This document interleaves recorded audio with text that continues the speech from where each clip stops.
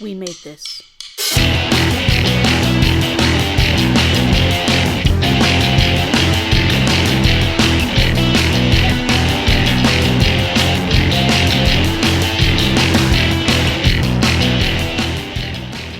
Hello and welcome to another edition of Pick a Disc. I'm your host Matt Latham, and this is the podcast where someone picks a disc to talk about for whatever reason they want to. And today I'm glad to introduce Sam Stokes as the guest to talk about Sigur Rós' Takk album from 2005, I think it is. So naturally we talk about songs and the album and everything that I always say that we talk about, but in this one we also talk about kind of language that's used, the sounds and the personal connections that Sam has with the album, etc, etc, etc. The best way to find out is to carry on listening. And before I press play on the the interview, just remember that you can follow us on Facebook, Instagram and Twitter under Pick a Disc. You can join the Discord, you can review us on whatever you want to review us on, and just all the usual things you can do with podcasts. So I think that's it. I can't think of anything else to say except let's talk to Sam. I was just saying before we started recording, the recording was slightly delayed because I've been pretty much transfixed by the marathon that's happening at the Commonwealth Games, which is on home turf in Birmingham. So I don't know if you've been catching in the game so far, or not yet. Busy couple of days at work, but now it's the weekend. I'm hoping to watch a bit in passing. Okay, yeah. I'm pretty sure this is Birmingham's audition to try and host the Olympics at some point in the future. Yeah. So, I think, I know I'm going to go and see some stuff. Well, I'm seeing the badminton at least, later in the week. The NEC. I'm about 10 minutes late from our scheduled start time, and it's my fault. Well, no, it's the runner's fault for not running faster. That's not, but then again, that's not, that's no slight on the runners because they just ran 26 miles in, would you say that to her face? Okay, no. The Birmingham Marathon route is very undulating. I ran the half marathon version of it a few years ago, and there's bits where it goes up and down. When you get to the city centre, there's some really horrible hills at the very end, including a very sharp but short at the end of that. But we're not here to talk about the hills of Birmingham. We're talking about the the hills of Iceland, or is it relatively flat? I don't know. I didn't check. I should have checked the geography. It's got volcanoes and stuff, so it can't be that flat. Yeah, we're talking about the music from Iceland, and let's get to it. Sam, why don't you tell the lovely listeners the disc you've picked for us to talk about today? So I picked a very meaningful album to me, which is the third Sigur Rós album, Takk. Yes, Takk, which is their fourth studio album from the Icelandic post-punk band Sigur Rós, released on the 12th September 2005, and on Geffen in the US. Okay, so why have you picked Takk? It was one of the first that came to my head actually when I was trying to pick a disc. It's like I just said, it's very meaningful to me. I discovered it a couple of years after it came out in my first year of university, which is obviously a kind of an important year for a lot of people. And it's a year which kind of shaped my adult life in many ways, musically and in many other ways. And I've always been a big music fan since I can remember. But the post-rock instrumental genre was something that I guess I'd only been indirectly exposed to, and then I listened to this album on a recommendation and it just blew me away. And it started how many years was that ago now? 15 years ago. A 15-year journey into things I hadn't opened my mind to before, to post-rock, to instrumental music, to music which is not sung in English. Opened my mind to all these different things. And I just love it for that, really. So it's kind of like a gateway album that kind of changed the direction of your music taste. Definitely. I mean, it certainly expanded it. Opened my eyes and widened my mind. Common theme that some people have picked albums like that, whereas some have picked some like weird oddities. Some have picked the kind of deep, meaningful kind of course changing albums and stuff, and that, yeah, and get an impression that's from you. I'll dig into that a bit later on. But how? So you was introduced by this? So introduced to them by a friend, or? Yeah, and that's one of the many reasons I've chosen it, actually, because it's a friend who sadly died a few years ago. So it's kind of it's meaningful for that reason as well. I mean, he exposed me to a lot of music that I hadn't really been aware of, and I go back to that music often because it's great and because it reminds me of him. So there's another reason there. Makes me think. Okay, and so with that added poignancy, I think the actual sound of the album kind of matches that kind of content, because I got a kind of like contemplative, nostalgic feeling from the album.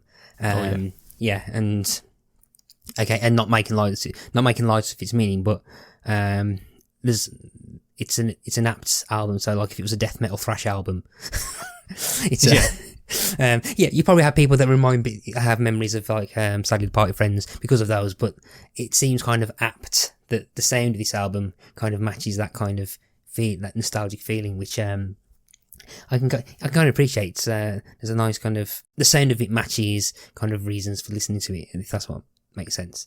Me and him used to listen to like all sorts of things, like punky stuff like Against Me, and so like I'll listen to that and think about it, but yeah, I won't be so nostalgic as more just like remembering good times when we were going to gigs and stuff like that. So it's all positive now, after a few years of kind of dealing with it, so to speak. It's a positive thing now. Yeah, okay. Yeah, that's the power of music, isn't it? It's like the power of music that can like evoke and soundtrack those periods of life and those feelings and stuff. So I'm assuming so it's definitely this album that you listened to first from Sigur Rós. Yes, this was the first album I got into by them, the first I'd listened to, and remains my favourite. And I guess it's an unanswerable question whether it's my favourite because it's the first one I listened to, or because it's the best in a more objective sense. But it is the first one I got into. Oh, okay. And I'm assuming you then went back to listen to the others, and you said it led you to other stuff. So what was your music taste before this album? Was it similar to what it is now, or was it massively different? Did this kind of clear the palette, so to speak? Or? It expanded, and other friends and other experiences expanded it even further during that time at university, like including like going further back into the past, things like Bob Dylan and Neil Young. But before that, it was I guess kind of rock and emo and screamo, things like that. I was listening to bands like Biffy Clyro and Funeral for a Friend, lots of those grungy British bands, as well as some more like American rock, like. So something with a bit more wrong word to use. I don't want to say passion, anger. Or energy. So yeah, like more energetic I did like my stuff. Rock music. Yeah. Okay, and then these come along, and suddenly the power of relaxation and just kicks in and goes like, slow down. So what kind of stuff did this lead you? So what kind of stuff did this lead you to then? So post this album, what other kind of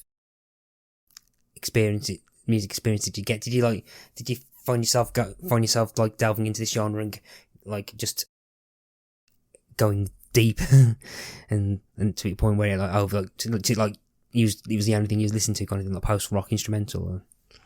No, I certainly didn't like get into that kind of way where it was the only thing I listened to, but I certainly did a deep dive with the help of that friend. He also got me into bands like Explosions in the Sky and Mogwai, Godspeed You Black Emperor, these pretty heavy hitters in the post-rock world. And over the years I've tried to keep my eye on the newer releases from little known bands and stuff, and I've got like a YouTube, there's a few YouTube channels that kind of are really tapped into the post-rock scene, and when there are new releases they'll share them on YouTube for the band to get exposure, and I'll save those albums on my post-rock YouTube playlist, which has got loads and loads of albums now from very, very well-known bands to much less well-known. So I've certainly been tapped into that world, but not exclusively. I've still kept listening to all sorts of stuff. And you've also mentioned about non-English bands, and so with the podcast, it's kind of it seems to be like buzzes because 90 plus episodes, all albums are in English or the odd kind of instrumental. Or with samples and stuff, and then basically 2 come along at once.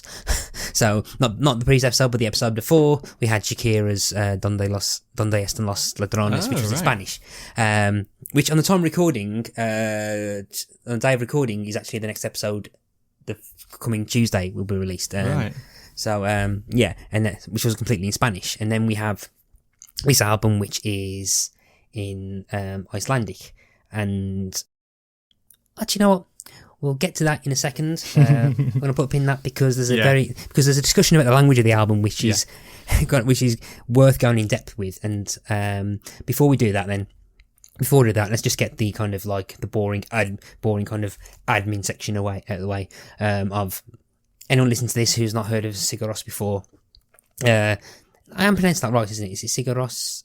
I mean, we might as well just put a disclaimer here that we're going to probably butcher some of this pronunciation, but that's okay because it's coming from a good place. I think that's right. Yeah. Any people who speak Icelandic, feel free to correct us. We apologise in advance. So Sigur Rós is an Icelandic post-rock band from Reykjavik, active since 1994. The band comprises singer and guitarist. He's not known as John C. Bassist George Hom. I'm apologise if I'm going to mispronounce these. Keyboardist Kjartan Svenningsson, and they're known for their ethereal sound, Johnson's falsetto vocals, and the use of bow guitar. They incorporate classical and minimal aesthetic elements. So I mean, like originally, I saw this and didn't realise there was in mid 90s there was around. I just assumed there was part of the indie boom, like the indie band boom of the mid noughties. And again, as you mentioned before, Takk's their 4th album. Yes, I said third, didn't I? I think it's definitely 4th. Their 4th album, and it came out in this September 2005, which I think I'll just check something. That date is familiar. No, it's not. No, sorry. I thought we had another album that came out on that same day that we covered in the past. But we have had 2 other albums that were released in September 2005, covered in the podcast. Coed and Cambria, Good Apollo on Burning Starfall, Volume 1, and Panic in the Disco as a Fever You Can't Sweat Out, which was about 2 weeks after this was released. So, So September 2005, a month that's been covered pretty well in this podcast so far. So it's again, so my kind of knowledge of them, I'd heard of them, and there's a particular song that I know we're going to have to talk about, which is the only kind of thing I know of them, but I'll save that till we get to it. I'm pretty sure anyone listening will go, oh, it's probably that one, and yeah, it is that one. That's was pretty much their only experience for me, and there is a kind of weird story associated with that song, but again, we'll get to that when we talk about it. So the album itself, it's it's like a post-rock, more than half instrumental. Some have lyrics in Icelandic, and as we hinted to before, it's instrumental, and the lyrics are partly in Icelandic, but then also incorporate basically a fictional kind of gibberish called Valenska or Hopelandic, I think that's the way I pronounce it, which is kind of like a gibberish which kind of appears throughout the album. I mean, I never knew, I just assumed that they were all in Icelandic until I read this. Was you aware of the kind of fictional language at first, or not at first? No, it'll just you do assume it's all just Icelandic, don't you? Yeah. And then someone mentioned it, and quite interesting, isn't it? Yeah, I mean, it's like, I don't want to say Simlish, which is from The Sims. It's no, it's. I mean, it's gibberish. I don't know if there is a structure or any kind of reason. I don't know if you're aware if there's any kind of structure or translation of it at all, or whether it is more or less just random. It's often compared to scat in jazz, so there's certainly no meaning or translation to be got from scat, but there's patterns, like, because people can, like, you can say to someone who's not particularly interested, like, to try and do scat, and they'll go like scoobity bop bop, right? So like there's like patterns there, and I think there's patterns in Hopelandic that John C uses, that the similarities and patterns between the songs, that whether he's consciously doing it or subconsciously doing it, it's not random sounds that like a computer would generate. I think he's tapping into something. He's tapping into something which is halfway between an instrument and vocals. It's using his voice as an instrument. That's the way I've perceived it. Yeah, the kind of comparison to scat is very, very apt, I think. It's something that we covered on the podcast when we did Scatman John. Well, when I picked Scatman John for the 80th, on one of the Map Pick episodes, I spoke to John Porrible, and we was talking about how scat is very much a kind of it's more like an improvisational technique to add an extra like layer or instrument, and it can be quite technically difficult to do and I get this feeling that Valenska or Hopelandic, I'm going to use Valenska because I quite prefer the term than Hopelandic, so I'm going to refer to it as Valenska, as this kind of like, it is kind of feels like an extra instrument being used, particularly because he's got a very kind of like high, I think it's described as falsetto voice, which kind of blends in with the music and stuff. So it feels like an extra instrument that they use, like a unique instrument, and gives it a kind of very ethereal kind of feeling, an added layer of that. So when you kind of deep dive into the song, so if you on the surface level you think, oh, it's all in Icelandic, but when you start to deep dive into it, you start to feel like, oh, okay, it's like a atmospheric element to the album. And then when you perhaps look at reading into some of the meanings of the song, I think the kind of meanings of the songs and stuff in some of the albums, and there's a lot of stuff to do with nostalgia and perhaps childhood and stuff. There's a very childlike element to the Valenska itself. It's almost the sounds a child makes when they're trying to develop language. Yeah. Like monosyllabic and easy to wrap your lips around, so to speak. Yeah, it's also the sounds that I make when I'm at a gig singing to a band that I like, and I suddenly forgetting the lyrics to a certain song, and I'm like, yeah, and we all party every day. I think John C does it better, no offense. Yeah, no, it's fine. Yeah, or when you're suddenly in a crowd of like people who know the lyrics, and you're suddenly forgetting, you're like, crap, I'm supposed to be a fan of this band. And you start, and thankfully the music's loud enough to drown out the fact that you can't remember the lyrics of a certain line. So there's a lot of interesting stuff that happens in kind of music as well. And is that, like, for example, like mixture of different time signatures changing throughout songs and different layers and stuff? Is that part of the kind of appeal of this album, of the genre itself, or what is it particularly about this album and the sound of it that drew you in? Was there certain elements that caught you at first, or? There's a lot of things. I mean, it is quite freeing in a way when you're used to pop and mainstream rock, and it tends to operate within a limited range of structures, and songs don't get too long generally. And something nice about post rock is that there's often a lot of breathing space and a lot of freedom for the musicians to create and communicate whatever they want and take as long as they want doing it within certain limitations. And as the listener, that's quite...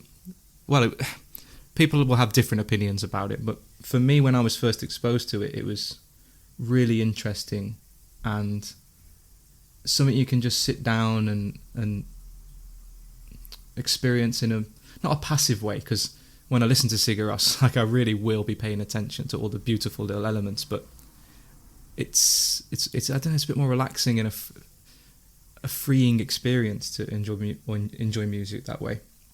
And another thing about it is it's just beautiful. The whole album is just beautiful. I mean, when we start talking about individual songs, I'll kind of go into more detail, but in a very general sense, it is just beautiful. Yeah, it's the term rock. I mean, the term rock and post rock. I mean, you do get the impression that from the fact that the word rock's in it, you're going to get the impression that it's perhaps going to hit hard at some point with some kind of element to it. But the post aspect, but then the kind of like the post aspect of it, I'm just wondering whether it's kind of like the subversion of what you expect with rock, where there are elements you'll find in instruments that you'll find in rock songs in this album, but they're not used in a way you would expect a rock album to be.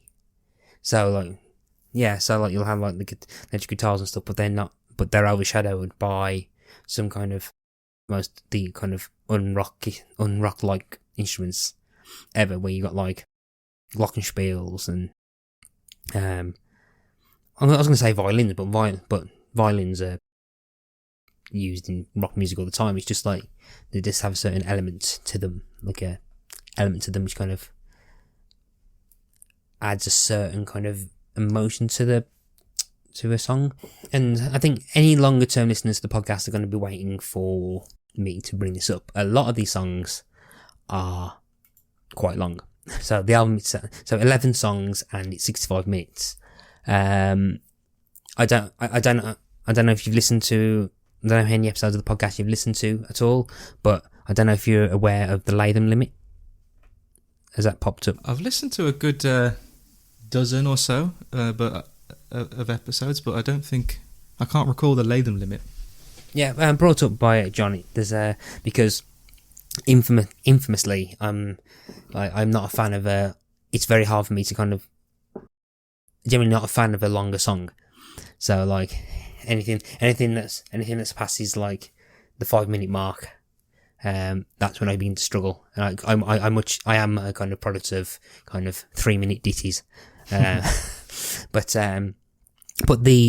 quite a few of these kind of like are kind of quite challenging the Latham limit. There's a song that's at least 10.5 minutes long, but I think in the past I've said that what I've said, particularly with kind of more instrumental style albums, is that if the artist is aware to try and keep the attention of its length, and kind of it's not kind of like the same four bars repeated for 10 minutes, it's more interesting. And a lot of these songs are all these songs do kind of manage to kind of take you on a journey and like change and flip between certain during its runtime. Although I did spend on my commute, I did spend most of the time on a short part of the motorway that I use, and I was like, bloody hell, I'm still in Milano, what the hell? And it was only till afterwards that I realised it was about 10.5 minutes long. So yes, there's I think as well. So when I sort of approached this with the kind of track time stuff, I did use it for a lot of background when I was listening to it. I was using it as a lot of background stuff to when I was doing stuff as well. I mean, I'm in the process of about to kind of rip out half my bathroom, so I was listening to it, trying to saw out a pedestal, and it turned what could possibly have been a stressful endeavour to a more kind of sedate endeavour. I still haven't managed to pry out the kind of pedestal underneath my bathroom sink yet. Perhaps I might need that kind of anger in rock music to do it. But So in terms of the actual track length, in terms of the track lengths, what is your approach? So what is your approach when it comes to kind of long tracks? Are you not phased by track length at all, or? Well, I mean, it's another thing that this album changed for me. Before that, I was probably less than most people. I mean, there were still even before I knew about Sigur Rós and post rock, there was still rock bands doing like longer, not that long, not 10.5 minutes, but longer than normal, slow build kind of songs. I mean, I don't know if I'm trying to think of examples. I don't know if many people would know about them, but Hell Is for Heroes had a song called The Slow Song, which was about 5 or 6 minutes and was a slow build and then exploded. And Fight Star had a song called Mono, which was very, very similar, about 5 or 6 minutes, slow build, exploded at the end.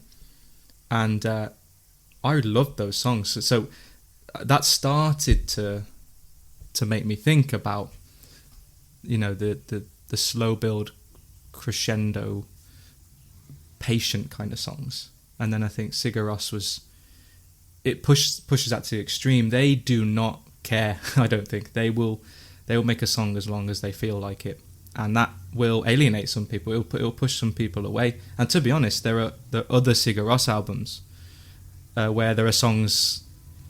Even I'm like, come on, you could have made this a couple of minutes shorter. Did that middle bit really need to do the same piano thing for 7 minutes? Probably not. Why is there much longer songs than on this album in other albums? No. I think like probably the average song length will probably be the same on their other albums. I just think, at least from my opinion, they just get everything so right on this album that it doesn't really matter to me. I mean, I've never really paid attention to the specific number of minutes for a lot of these songs, and obviously, listening in preparation for this recording, I was paying more attention. And there was a song. Sorry, that's a really loud motorbike. I think he's leaving. It's not picking up on the mic anyway. Okay.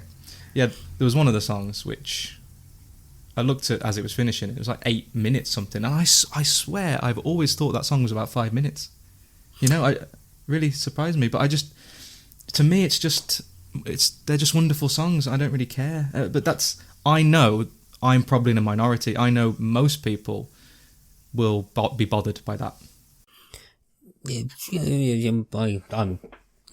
can't say that I'm not one of them. I've routinely said that I probably am kind of bothered by song length most of the time. But I think a good song, if a song has to be a certain length, what I found quite interesting is saying that, I always thought it was about 5 minutes and you never realised it was that long. I think longer songs that can kind of take you on that journey and you think are shorter than they actually are, I think that's a more interesting kind of way of interesting. I think it's that's when you know a song length is perfect, particularly if it's slightly longer. That when you don't realise a song is that long. So I'm like, this song's great, it's great. It feels like 2.5 minutes, and it's like 6 hours or something stupid like that. You go, okay, that's earned its right to pass the Latham limit. But I think a lot of it as well, particularly with this album, especially, I think a lot of it is kind of mood setting and kind of if less storytelling, more this is a concept, and we're going to take you into the concept that this music is going to kind of like breathe, is going to like trying to invoke. And there's a couple of examples that I'll bring up if we get to the songs themselves. So I think it's more of a feeling album rather than kind of like making you think album. I think that's probably fair to say. Certainly makes you feel. Yes. So let's jump to the songs themselves. So, which songs jump out at you when you think about this album? I have to start with Glossally, the second track. because this was the song that blew me away. It changed my life. I don't think it's too dramatic to say that. Maybe dialing it down a bit, I could say, it certainly changed my the way I perceive music and the way I listen to music and the things I seek in music. I also have, this is absolutely not good for the podcast, but for you, I have a tattoo with the Glossary, lyrics from Glossary written here. Oh, okay. And the album, that's what's on the CD, that little bit of trees. Oh, yeah. Because this album just from this song, from the first time I listened to it, it just attached itself to my soul. It is just, putting it simply, it's the most moving song that there is, that I've ever found, before or since. Nothing has moved me and continues to move me more than this song. I can't get to the end of the song. The big crescendo at the end where it just explodes. I can't not be moved. It can't not bring a tear to my eye. It's that powerful to me and that moving to me. And it's classic post-rock in the sense that it starts with barely anything and it just builds and it builds and the volume is slowly raised and there are slowly more and more little ingredients brought into the mix, and then suddenly, the most goosebump-inducing crescendo that there is in music. Yeah, it earns that kind of payoff of tension. Oh yeah, yeah, and I think that works really quite well. The song itself, the song title, I think translates to glow. So the first bit is to shine, to glitter, and then the second bit is soul, which is spelled S-O-L-E, which means it's glowing feet. It could be sun though. Alternate translation is glowing sun. Yeah, or childhood, but it shares a grammatical stem with the word soul, which is sun. So it's a glowing sun rather than, which probably makes more kind of sense than glowing feet, I think. About it. Sorry to ruin that song for you, but glowing feet. What is that? Some kind of radioactive accident? Yeah. Like the three-eyed fish in The Simpsons. Yeah, because like suddenly it's a superhero origin story, like Glossary, which is suddenly about someone who walks into a pile of radioactive and suddenly can run really, really fast. It's the I wonder if changed the Icelandic name for the Flash to But I mean the song, it's I'm kind of see how that kind of as an introduction to the album, because I'm assuming you listen to this as you listen to the album for the first time. It's the first thing that'll grab you, and it kind of as the opener of an album, as an opening of an album, it's perfectly placed to have this slow build to say, okay, yeah, this is the introductory act, and again using the kind of like movie / film structure. You got your inciting incident, which is towards the end of the album when like the rock elements all kick in. And it's their mission statement saying, "Hello, we are Sigur Rós. This is what we are." And yeah, I think that works. I think it works really well as an. It's not the opener. There's an Takk is the introductory bit, but as the kind of like first actual song, it's the mission statement for the album, which I think works quite well. Which one do you want to move on to next? So next track, Hoppipula, which is probably the most famous Sigur Rós song, due to it being, and this may well be what you were thinking of sharing, but it was famously in the Planet Earth episode trailer on BBC, which it just so happens to be one of my favourite shows of all time. So the fact that they used that, because there was a bit of something clicked for me when I'd already watched Planet Earth, already fallen in love with it, and so I was already aware of this beautiful music, but I guess I thought it was in the back of my head, I thought it was composed for the trailer or something like that. I didn't really think about it. And then suddenly I listened to this album. Track 3 is this song from one of my favourite TV shows ever.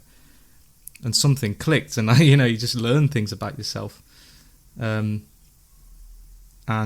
yeah, if Glossally is possibly the most moving song I know, then Hoppipala is maybe just the most beautiful song, with the piano melody and the strings. It's incredible. It's a very positive. It feels very positive, grand, and epic.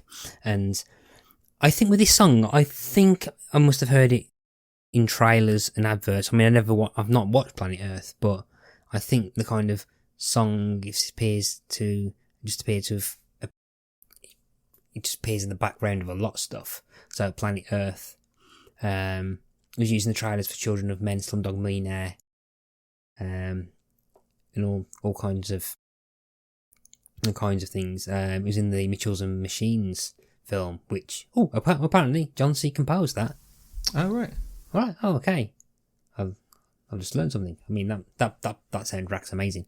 But yeah, I think it's just one of those songs that you probably would have heard on some things, but I never clicked on it at all. So I never knew who it was and stuff. But I just knew that where I work, there's a audio visual department who kind of make promotional videos, and the building that I work at opened in like the mid-noughties, and one of the kind of first videos they did was one which was like introducing what this building was going to do and its contribution to this. Its contribution. I'm being deliberately vague.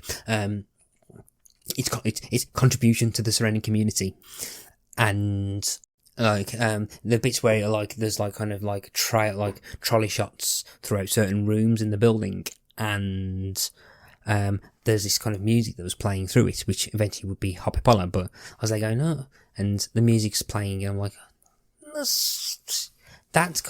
that feels familiar, but I can't remember it whatsoever. And like for ages, I was like, what is that? And I just couldn't place it. And the person that made the video kind of left before I started, so I couldn't really ask them.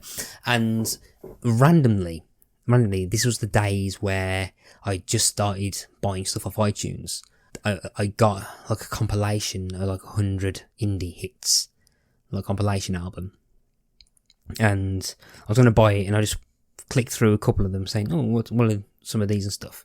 And like iTunes had the 30-second clips and stuff. And I was clicking through them and going, yeah, I'm going to get this compilation album. And then the last one that I clicked on before I purchased it, played it, and suddenly the do. And I'm like, wait, what? I know. And suddenly I was like, shit. This is that song that I've been trying to figure out what it was for ages. And it was Hoppipala. I'm like, Sigur Rós now. And like, but yeah, for at least a good couple of years, I'm trying to figure out what the song was, and I had no idea of how to find it. How to find that out. Because this was way before Shazam. So yeah, so that's kind of my kind of history with Sigur Rós, and I probably couldn't name you another song by them. But yeah, so that's my kind of history with that. But the song itself is, I find it very, very uplifting. It builds quite well. You got the kind of the Icelandic kind of thing, and then it kicks in with the kind of Valenska made up stuff during the second half of it, and as I was reading into it, I never realised that it translates to hopping into puddles, and that the music lyrics are about just reliving youth as someone older. And then I watched the music video, and the music video is literally a bunch of old people, running around. But yeah, and for some reason it feels like the kind of Theresa May idea of youth. the running through woods of field, and I'm like, and part of me is there going like an odd, and I'm like, I was there going, shit, I need to make sure I just don't call this a Tory album. It's not. I mean, it's like an idealised kind of, not censored, sanitize, kind of like this kind of like innocent, that's it, innocent idea of youth, which I've now got the Theresa May version in my head, and but that jumping into puddles is that kind of like when you like way before technology, like way before kind of the advent of TV, when like an old generation, the only where there was running around, I don't know, what did old people do when they were young? Chase circles with sticks, did hopscotch and stuff. If you're an older person, please let me know. What did you do? What did you do before technology? But yeah, it's that kind of nostalgic feel to it, and I think this is kind of the, particularly how this is in the album. It kind of, I think this is cementing the idea that as well that Sigur Rós, their intention is to make you feel stuff and to soundtrack feelings. And for example, and this is what this song's going to do, and again, and the way it kind of builds up to that kind of last some minutes where all the elements kick in, and like all those elements kick in, and that it just feels so epic. You can kind of see, and I think the band themselves said that they knew they'd written the hit. You can kind of feel it saying, we're going to get royalties from this. So they deserve it. And like reflecting on the lyrics now, when I was 19 when I first heard this album, and now I'm 34, and I think John C was a similar age when he wrote this, and I think it's perhaps a time in life where it's probably you've really reached like a significant gap from your childhood. It's almost like a faded memory in many ways, but also it's a time in your life where there's a lot of expectations on you, a lot of things you're supposed to have done by now or supposed to be doing, moving up in your career, and to summarize that, being serious. You're supposed to be taking things seriously and being a very serious person. And I think this album's not just a kind of this song, to me, reflecting on it now, it's not just a superficial nostalgic trip into childhood. I think it's a reminder to hold on to certain things from your childhood that are actually, it's not a childish thing to still do childish things and hold on to childish things within reason.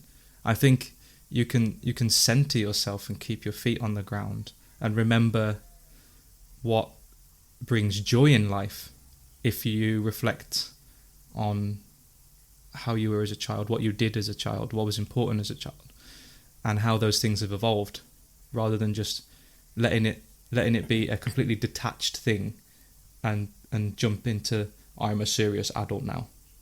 I've been thinking about that the last few times I've listened to this song.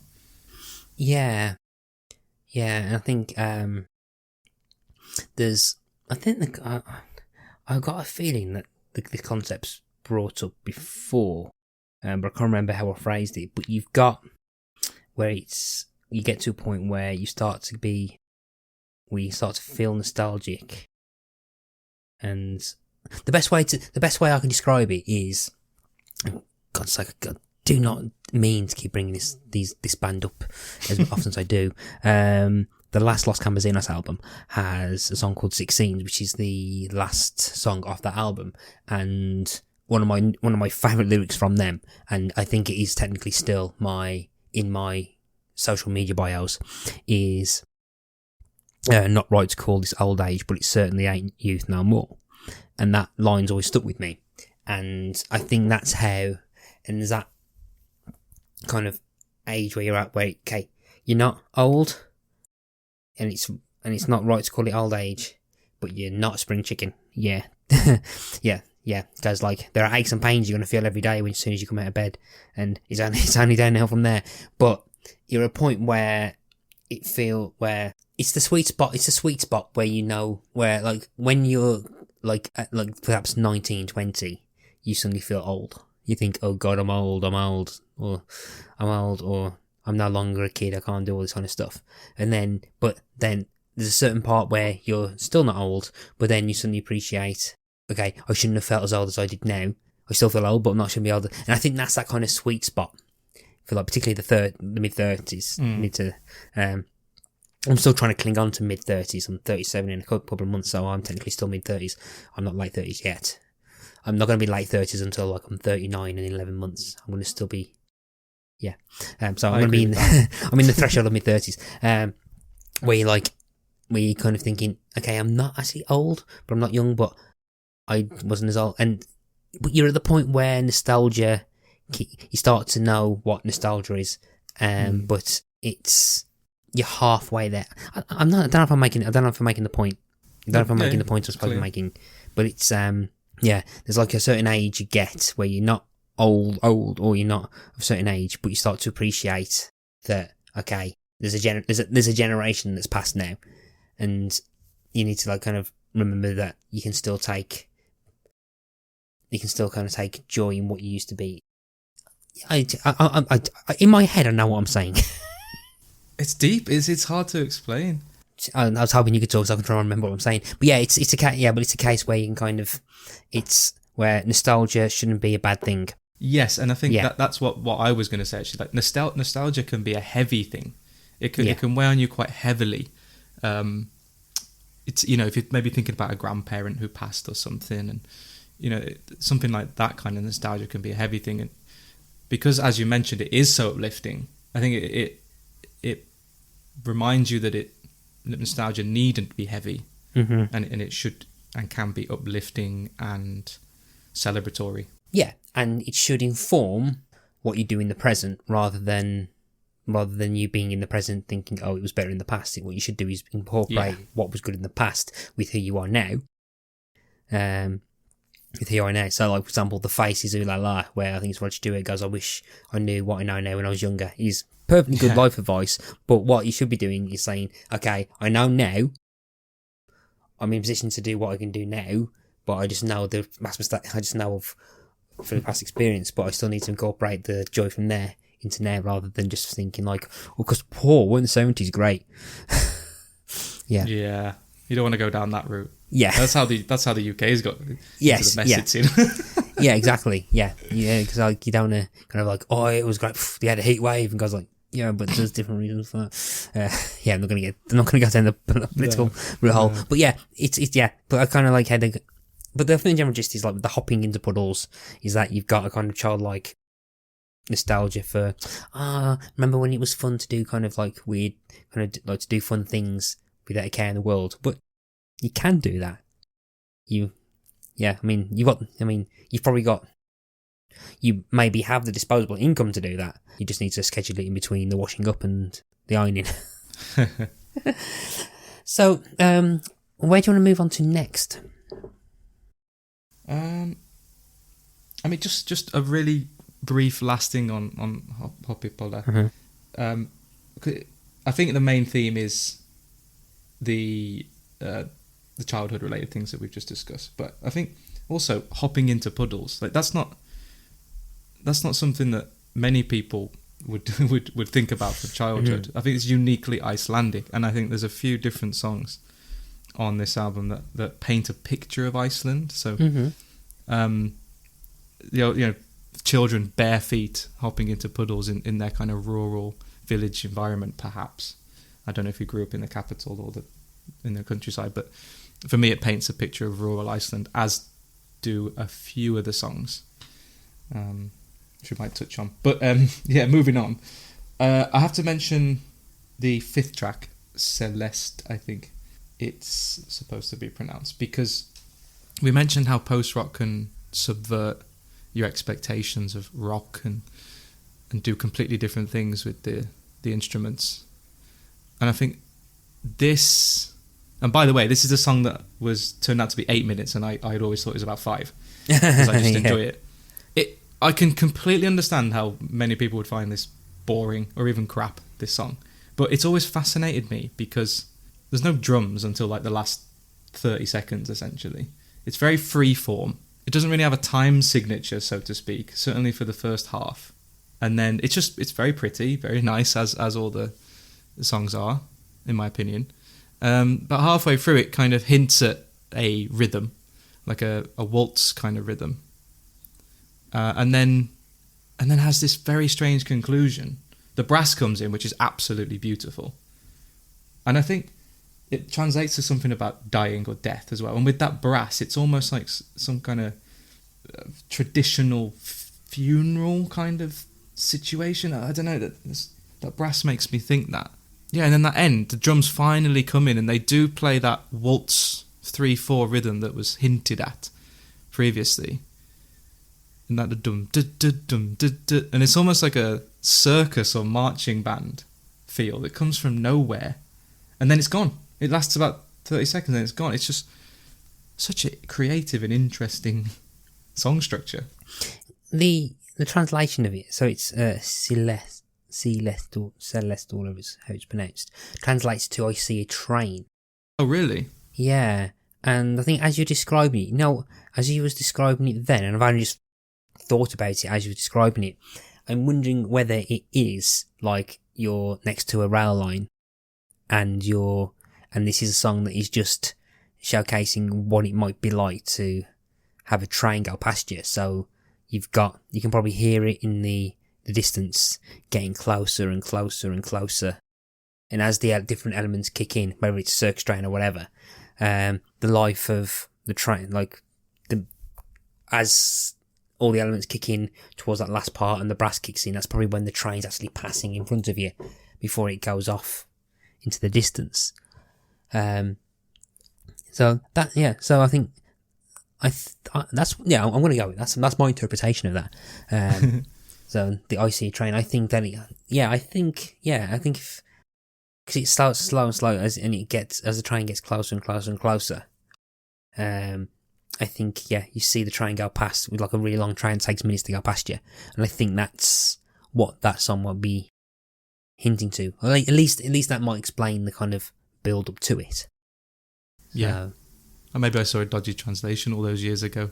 But that could explain the rhythm at the end as well, like, because it could be the chugging as it finally goes past, or whatever it may be. It's certainly interesting.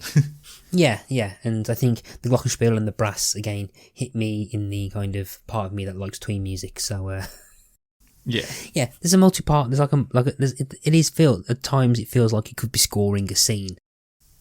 Yeah, so if a game for you is like if it's a scene in a film where there's a kid just watching a train go past, I feel this could be like scoring that scene.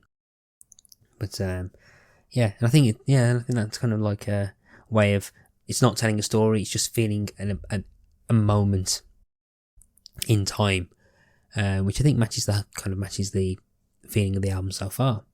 So anywhere else you want to jump to next? I had to talk about the next track, Cyglopor. I'm not sure about that pronunciation. I think it's Cyglopor. But glossally, as I talked about, just attached itself to me immediately. And it was like a few years before I almost, opened up to another song on the album being as powerful. But when I did, this was the one that started to hit me hardest.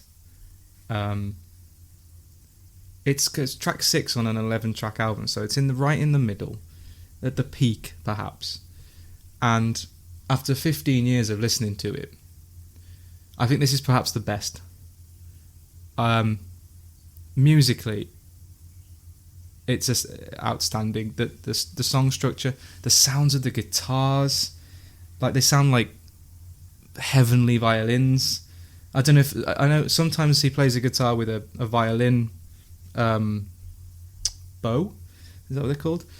They might be doing that, and that might be why it sounds like that. I'm not sure. The drums are huge. The whole sound is absolutely huge. It is, possibly the best track, possibly the finest sound they've achieved. And then when you dive into the lyrics about it being about a lost sailor, or a lost seafarer, I think maybe the formal word, then the song takes on a whole other meaning of this journey, this calm-ish start where the song is telling you we're realizing this quite potentially sad thing where we've lost this person again, which is not uniquely Icelandic, but very Icelandic and unique to coastal towns, let's say. And then that kind of very huge middle section where the instruments are doing just wonderful things, and it's the Hopelandic. I think it kind of, so the lyrics kind of step back. The Hopelandic comes in, all the instruments just explode and take you on a journey, and that to me is a very visual representation, or it's trying to create a visual of the sailor's experience, whatever happened to him that we don't know about, that the people waiting for him back on land couldn't know about. They were just sitting there hoping. He was going through whatever he was going for, dealing with accidents, huge waves. The whole sounds like crashing waves and the ocean causing him to fight for his life, let's say. And then you get the euphoric end. You get the euphoric end with the lyrics saying he made it home. And I just think, whatever way you look at this song, musically, like from song production, from structure, from the feel, the lyrics, the journey, it's just something I'd point to really as kind of a perfect song. Yeah, so I think what I was getting from that, again, when I was looking at the Lost at Sea translation of it, I think you're quite right. It feels like halfway through, it feels like the seas are getting more intense. So again, feel like a movie score where like you got your solitary main character on a ship, or on a boat, and then in a storm or something, having to keep afloat. And yeah, I think that works quite well in terms of what it's trying to show. And then builds up and then has about half a minute of like, I think it's just piano at the end, isn't it? I think is it the piano atmospheric sounds? Yeah, some kind of sounds. There's some kind of sound at the end of the song, which is my like catch-all statement. I host a music podcast, so I can explain. Yeah, so but yeah, where it kind of like ends on like that kind of hopeful note after what sounds like a trial by water, so to speak. Perhaps got a chance just to talk about a couple more. Which song do you want to mention next? I'll just briefly touch on Milano, because obviously there's no lyrics to discuss. It's all in the Hopelandic, but musically, especially the piano, it's just, again, I just don't want to keep banging on about how beautiful and pretty everything sounds, but my word, the piano, its melody and its sound in this is stunning. Perhaps its downfall, this song, is 10 minutes. I don't know, what do you think about Milano? Again, I think slightly my bias against longer songs probably kicks in that. It's like, okay, maybe perhaps for me it's slightly too long, maybe too long for me for how I listen to music. But again, in the sequencing of the album and listening to it, I think it's one of those things where it kind of matches the general tone of it and builds up softly. The first time I listened to it, I was driving to work and kind of phase out and not realising it's the same song at times. But I do think it's the centrepiece. I think it is kind of like the centrepiece, as it's the longer song and it's in the middle. I think it's kind of building up to kind of this kind of weird building or peak / crescendo of the album when it gets to about the 4-minute mark and it's listening and you have all those elements kick in. And it's nice. Oh yeah, it's kind of nice. And I think, and it kind of, I am kind of just playing it in the background just to remind myself of certain bits. And I'm at the 5-minute mark at the moment, and it kind of has just had that kind of guitars bit, and it comes back to this piano, which has been driving itself through. And it's kind of an example of what I said earlier, where the songs kind of aren't the same, and so they keep adding elements and keep changing, so it doesn't feel like you listen to the same thing for 10 minutes. So it works in the kind of sequence of the album. if you've got like, I can't pronounce it, track 4 is kind of like a sequel to Happy Polo, where it's the same kind of thing, but it's like the same thing. I think that you probably could get away with the second half of this being a second track, like a sequel track, like part 1, part 2, because it feels a bit different. But other than that, it still sounds really nice, and it kind of carries on the kind of feeling, kind of like invoking feeling and stuff. I'm not sure what this is the story of this is. I couldn't find out what the story of this one's supposed to be, whether it was just supposed to be influenced by Milana or whatever. So I couldn't tell if there was a story behind it, but yeah, that's my thought on it. Yeah, it's not obviously not a lyric, not a single lyric, but he does use his voice to great effect. You know, the voice as an instrument thing is probably one of the best moments of that on this album. And lovely stuff. Tracks 1 to 7 are so good. The sound they achieve this ethereal, heavenly sound, and then I think tracks 8 to 11 suffer because on any other album, or at least any other Sigur Rós album, they'd be great, but they're just not quite as good as 1 to 7, in my opinion. So it's a weird one. Would you say it's like one of your favourite sequences of a collection, your favourite sequences of songs on an album of all time? So yeah, definitely. So like, but then like, so you got like that like good chunk of like 2/3 of an album, and then the others are no, but I still love the last tracks. It's just they're just not like the 1 to 7. They just transcend. There's some of the most beautiful sounds I found in this world, and then tracks 8 to 11, they're still kind of above average for Sigur Rós. Which means that well above average for music in general, in my opinion. They just don't quite hit that same level. Track 10 is another really, really beautiful one, and I think it all works. Track 8 and 9 bring it down after 6 and 7 are very, very grand. 8 and 9 are much more subtle. 10 goes for something a little more grand and beautiful again, and I think it achieves it really nicely. And then 11 is, well, quite an odd way to finish the album, really, but it's still great. It just, yeah, it's hard to keep something that good going past a certain number of tracks. In my head, as you're saying that, you can kind of compare it to television shows where like, oh yeah, it starts good, but then you got the creative peak in seasons 3 and 4, and 5, 6 and 7 are still good, but they're not as good as that creative peak. There, and so in my head, I was trying, as you was talking, I was trying to figure out a TV show equivalent, and in my head I was thinking, oh, Parks and Rec, because Parks and Rec's 4 and 5 are 4 is really, really like great, and then 5 and 6 and 7 are still good, but they're not as good as before. But then with that comparison, you've got season 1 of Parks and Rec, which you just recommend no one to skip.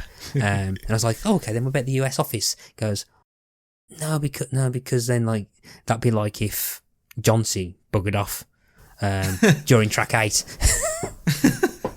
and then Will Ferrell kind of composed track 9, and then you had Ed Helms in charge of track 10 and 11.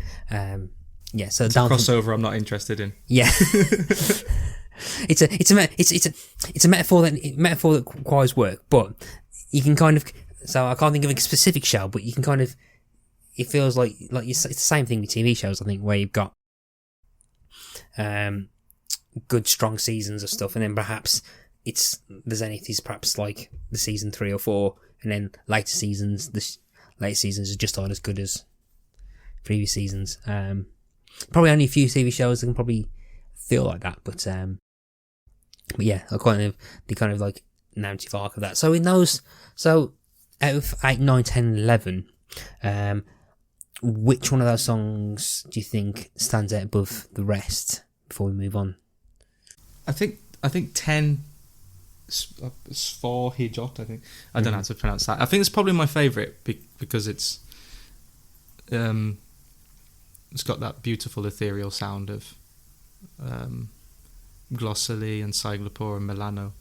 But yeah, the last track, Hey Satan, not Satan. Hey, Satan. With its lyrics and themes is probably the most interesting because it's again doing something very Icelandic. You know, you've got the hopping in puddles, you've got the seafarer whose his life is on the sea and sometimes his life is at risk, and then you've got a farmer in the last track singing about a farmer harvesting the year's hay, and sadly, really, really sadly, at least if the translations I've found it to be trusted, losing his life in the process in a tragic accident. So it's a two-sided coin in that it continues that theme of painting a picture of Icelandic life, traditional Icelandic life, but then also telling this really sad story, which at the end of a quite uplifting album overall. It's an interesting choice. Yeah, there's a so on the Sigur Rós Reddit page, I'm just randomly found a thread where someone's talking like, hey, does anyone think that, how do you pronounce? It's not Hey Satan. It's just kind of going phonetically. Hey Satan. Hey Satan. I would say. No. Hey Satan. I just feel like Saddam. Yeah, I think I've still got the South Park movie episode in my head. Hey Satan. Hey Satan is one of the band's best songs. It's like the most close to Takk and ties everything together. So I'm saying no idea what the music's really and stuff. And there's a conversation about a documentary called Hamer, which I've only just heard about. But yeah, but then there's a very interesting discussion where there's a translation of the lyrics where, depending on the translation, someone puts the word damn, but then some translations have the kind of like stronger swearing in it, and then people going, no, ignore the swearing, it's that. But then there's that kind of like dark meaning to it, but it kind of builds up, and so it kind of has that kind of like a dark kind of like, ends quite darkly, I think. So you got those kind of like low brass through line throughout. But I think quite interesting. But I do quite like the fact there's like a little Reddit thread about the song saying goes, ignore the swearing. Actually the longest kind of comment thread is about the swearing and stuff. And apparently, actually there's something interesting. Both the swear words in this song literally mean the devil. Those being... Oh, that's interesting. I'm not going to pronounce it. There's two, there's two. It's more saying like damn. But apparently in Nordic countries like Iceland, Norway, Denmark, Sweden, uttering the devil is seen as a curse word, particularly with old generations. Though current use is not seen as severe. So when John C. sings, I'm not gonna attempt to pronounce that. I'm so sorry. It's a bad translation to say that he's saying the F word, but he's making a very harsh remark. Something akin to "I've mowed bloody enough," and that apparently the commenter's source is a Dane who can recite a Danish person who can read Icelandic. So that's an interesting kind of reading into those lyrics. Thanks Reddit. Yeah, I didn't know there was such discussion about it. Yeah, so I think it seems like it's about someone who kind of just had enough of being a farmer, but it seems like it's one of the more, from the sounds of it, it sounds like it's one of the songs that seems to actually aim to tell an actual story or hint to a story rather than just evoke feelings, which I think is a nice change of pace, probably a nice change of pace for an album of that, so they thought they'd try a hand of storytelling. It's like a short film, isn't it? Like the when you look at the lyrics, it feels like a short film. Quite a good one. I'd watch it. Yeah, exactly. And talking about films and stuff, as we figured out, now learned that John C's now scoring films. So in terms of Takk itself, in critical reception, it won 3 awards at the Icelandic Music Awards in 2006: Best Album Design, Best Alternative Act, and Best Rock Album. In December 2005, the American webzine Somewhere Cold ranked Takk number 4 in their Somewhere Cold Awards Hall of Fame list. So there's not that much in terms of the critical reception section in Wikipedia, which is where I usually get most of this part. I might edit that out just to make me say more more researched. But in terms of the review skills, it's got an 84 on Metacritic. It's done 4 out of 5 in All Music. Blender for Entertainment Weekly gave it A minus. In terms of it being the best album, a lot of people like the previous album, which is just brackets. A lot of Sigur Rós fans, I've noticed, really like that album. So this is this was 7.8. I don't know if this is every album that's going on, but Odin's Raven Magic got 6.8. Aegis Bajun from 1999. I don't know if that's pronounced right. Got 9.4. Oh yeah, it is a great album. Kvirker from 2013. Is that Kvirker? No idea. 8.1. Valtari 6.1. Inni 7.2. Miosio Erum Viospilum Indalost. I apologise if I've just butchered that. It's the album from 2008. It's got 7.5, and Hafenheim got a 7.6, and an EP called it's a title. Okay. It's an EP based off this album with 5.7 called Sligapur EP. I think that's everything they reviewed. I think. I can't find Pitchfork seems to like Sigur Rós quite a lot. Yeah, I think in comparison, this is one of their kind of middle-rated albums. Makes a change because they're usually very miserable and they are. Yeah. It did well. Worldwide, it sold over 800,000. UK, it went platinum with 300,000. Sold 202,000 in the United States. Went gold in Belgium, but that's selling over 25,000. Denmark, it sold 20,000 and went platinum. It went gold in Iceland, but there's not a certified unit figures because I got a feeling that I think about 3 people buy an album in Iceland, it goes gold. Considering that 300,000 people bought it in the UK, and I'm pretty sure it was about 350,000 total on Iceland. It's probably not. I'll be interested to find out how many CDs, how many albums it takes to go gold in Iceland. You know what? I'm going to Google because it's going to bug me if I don't. Can't be many. How many albums do you need to sell to get gold in Iceland? Aha, found it. So it's 5,000 to get gold in Iceland and 10,000 to go platinum. So, but again, this has come up before on the podcast. It's completely comparative. It's in proportion to the population, and the population of the whole of Iceland is like a small town in the UK. Yeah. So that's that. So as we're getting up to the end of our conversation, Sam, have you ever seen Sigur Rós live? Well, this was the part of the conversation I was dreading because it's a huge unresolved thing in my life that no, I've never seen them live. It just hasn't happened, and I really, really hope it can in the near future. Has it just been a case that they've never toured, or is it just clashing? Or I think it's just been unfortunate in the sense that whenever they've been over here, I either haven't had the money or haven't been here because I've recently come back to the UK after 9 years living abroad. So that's been a reason I haven't seen a lot of bands over the last decade. And before that, I think it was just being a skint kind of student and stuff like that. It's just, but I'm dying to put that right and see him.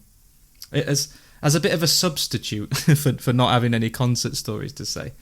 I will say that I don't listen to this album a lot because it's almost too meaningful and too emotional an experience. So I tend to save it for meaningful moments. So I went travelling in New Zealand in 2011, and I was getting the boat from the North Island to the South Island, and I was just sitting on the top of the boat watching the sea and the little islands go by, and I thought, you know what, this is a great time to listen to Takk. So got the iPod out, headphones, and it was beautiful. So it just kind of solidifies those kind of memories. Another one was when I went to Machu Picchu in Peru, and I was with a couple of friends, but we kind of split up for 45 minutes to do our own things, and I listened to it then as well, just looking at this ridiculous, irreplaceable scenery. So hopefully that you'll be able to see them live. With a slight deviation as a fly was attacking me, but if people listen to Takk and they perhaps want to go to another album, where would you recommend they go to next? Like I said, the previous album, which is not really got a title, it's just the title is just brackets, is very popular with the fans. And then the one before that, with a horrible pronunciation, Egetisbjörn, maybe. I think that was the highest rated on Pitchfork, and it has got some fantastic tracks, especially the second and third, I think they are, on that album. And then that 2008 one with the even more impossible name to pronounce, I'm not even going to try. That was pretty good. They had this. There's a song on there called Festival, which was in the climax of the film 127 Hours, which I'm not going to be specific to avoid spoiling, but we discussed that on a Den of 10 episode about movie moments that make you cry. Okay. So I'm sure you can imagine how a Sigur Rós song would be suitable for a moving moment. So, yeah, that kind of era, really. I guess it's their kind of middle period of albums, like second, third, fourth, fifth. I think they're at the peak of their powers. So, start with Takk and then go one or two either side would be my advice to people. Okay. So, yeah. So if anyone's interested in carrying on, those are the albums to go to next. And we're gearing up towards the end of our chat, which means we are ready to talk about the very important question, which is the song for the Spotify Hall of Fame playlist. Now, anyone who's not listened to us before, what this is, I'm going to ask Sam to pick one song from this album to be immortalised forever on the Spotify Hall of Fame playlist. I can't veto it, so whatever he says goes. And yeah, so I can't moan about it.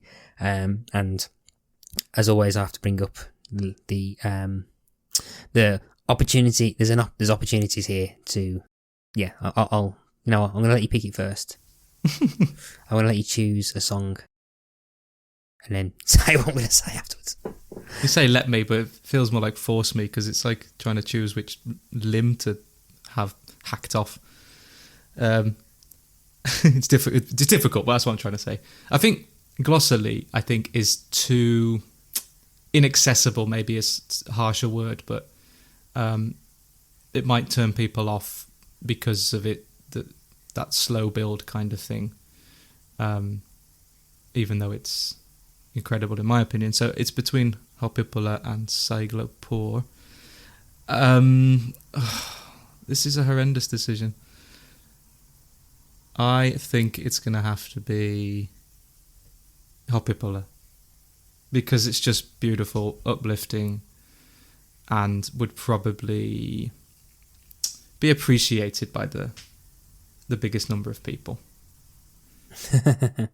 So Hoppipula is going to be... So I put it onto the spreadsheet. Yeah, Hoppipula is the next song to appear on the Spotify Hall of Fame playlist. And yeah, so that is good because part of me was kind of worried he was going to end up picking Milano just to just to annoy me. But I think I do think that means that Colin still has the longest song on there. I was going to double check that actually. Yeah, how long? Yeah, Let's Not Shit Ourselves and To Be Loved by Bright Eyes, which is 10 minutes and 8. So you had the opportunity to become the new run-going joke. But no, Colin, your record of having the longest song on the playlist is still there. After 90 episodes, 90 odd episodes, it's still there. I'm happy to leave that burden on Colin, to be honest. Yeah. Interestingly, after that, Jesus of Suburbia, which is 9 minutes from Andy from Parent to Fame, is second. But this is but Hobby Pile is only about 4.5 minutes. It's a nice sensible length of song. A sensible choice as well for the playlist, I think. Yeah, I think it's also a good song. I also think it's a good pick because it'll be, if people don't know if they know a Sigur Rós song, that's the one they're most likely going to know. Yeah. Or at least recognise. I think my parents will probably recognise that song. That's they probably know that song, which is I think so. So that's it. We've now visited any of our chat, Sam. So if people want to find you and listen to your podcast, where can they find you? Okay, well, you can find me on Twitter at Sam Stokes 22. To be honest, I'm not very active on it. When I go on Twitter, I go on our podcast Twitter account, so at Den of 10 Pod. We're also on Facebook and Instagram. Our podcast, Den of 10. We count down top 10 lists of pop culture topics, very often around music, obviously, film, TV, games, and we're thinking of branching out into a couple of others, possibly a food-related one soon, so we'll see how that one goes. So we just recorded our 10th episode, so it's still early days, but kind of a nice little milestone. And because we've hit that milestone, we're me and Ed, the co-host, it's just been us two on every episode so far, but after hitting that milestone, we're thinking of trying to invite some guests on. So Matt, you're very welcome to come on at some time in the future. Oh, thank you. I'll try and think of a music-related topic to annoy you with. Let us know. Yeah. Oh, yeah. Thank you for that. We can recommend 10 of 10 as well. Say it's very wide scope of topics. I mean, you had video game villains very early on, as well as songs. Yes, and episode 10 will be video game heroes as a follow-up. Yeah, and you've also you've had quite several music-related ones as well, which have been interesting to listen to. So do feel please do give 10 of 10 a listen and like and follow and subscribe and all the stuff that you do with podcasts. Do that with 10 of 10. Hi. My podcast is 95 episodes old and I can't remember what you do with podcasts. And that's it. We are at the very end of our conversation, Sam, and I want to say thank you ever so much for bringing forth Sigur Rós. Thank you to you, Matt. It's been a pleasure to speak to you for the first time and to speak about one of my all-time favourite albums. You've been listening to Pick a Disc and I've been your host, Matthew Latham. Our theme music is Pump by Kevin MacLeod of Incompetech.com. Pick a Disc is hosted by the We Made This podcast network, and you can find them on www.spreaker.com/user/WeMadeThis. You can find the Pick a Disc show site on www.spreaker.com/show/pickadisc. You can find us on all the usual social media type places like Facebook, Instagram, Twitter under Pick a Disc. You can also email us on pickadisc@gmail.com. Until next time, happy listening to all those discs that you are picking. Goodbye. Hi folks, this is Tony Black, co-host and producer of Between the Notes, a podcast all about the music of film and television. Myself and co-host Sean Wilson delve into a range of topics including brand new film score releases. So four notes can communicate the primal vengeance and rage of Robert Pattinson's interpretation of yeah, I've heard that a couple of times. Batman, yeah. Focuses on specific composers such as Ennio Morricone. Just to put this in context, Gwyneth Paltrow got an Oscar before Ennio Morricone did. I mean, how does that... How does that work? And special episodes focusing on topics like adventure movie scores. I think that principle is consistent all the way through Conan because it has to be, because it is an opera in which the music is the dialogue. We're available on all podcast platforms and on social media at Between Notes Pod on Twitter and Facebook. So please subscribe, get in touch, and join us to discuss the sounds of cinema and television between the notes.